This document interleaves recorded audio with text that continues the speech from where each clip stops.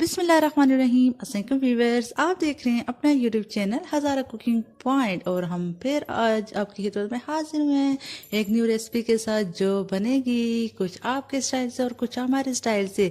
तो जी हाँ, आज हम बनाएंगे आपके अपने किचन हज़ारा कुकिंग पॉइंट पे मज़ेदार चटपट रेडी होने वाली चिकन कढ़ाई जो बनेगी एक्स्ट्रा मसाला जात के बगैर, तो जिसमें किसी किस्म के एक्स्ट्रा मसाले वगैरह नहीं डालेंगे।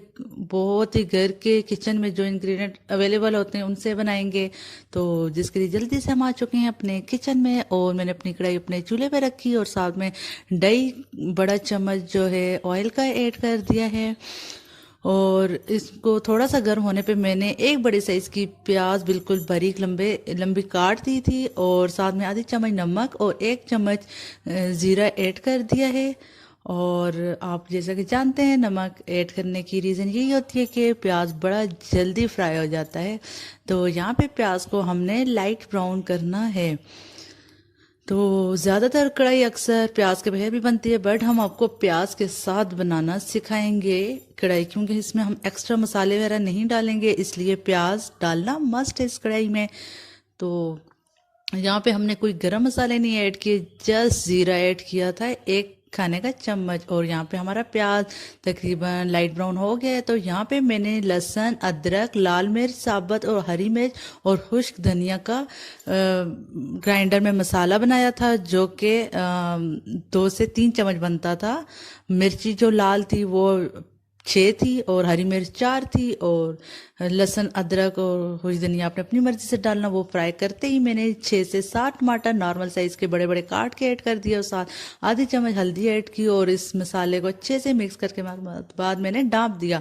तो यहाँ पे अब टमाटर बिल्कुल फ्राई हो चुके हैं, भुन चुके हैं, ऑयल ऊपर आ गया था। और यहाँ पे मैंने 2.5 kg चिकन वॉश करके साफ करके लिया हुआ था, जो मैंने अभी ऐड किया और साथ में आधी चम्मच नमक पहले ऐड कर दिया था और जो हस्बी ज़रूरत मुझे और चाहिए था वो मैंने अभी ऐड कर दिया है।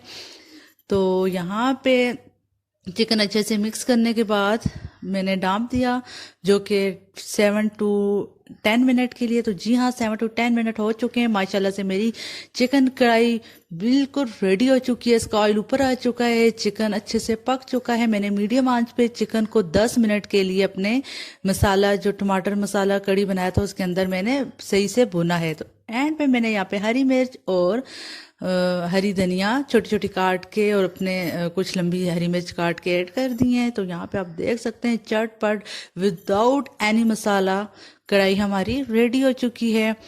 तो मेरे तो मुंह में अभी पानी आ रहा है, आप देख सकते हैं कि कितनी अच्छी है। इसके बगैर मसालों के इसमें कलर में कोई फ़र्क नहीं आया, इसकी ग्रेवी में कोई फ़र्क नहीं आया और चिकन को बहुत अच्छे से इसकी बुनाई करनी है। मैंने 10 मिनट में मेरे चिकन की अच्छे से बुनाई हो चुकी थी।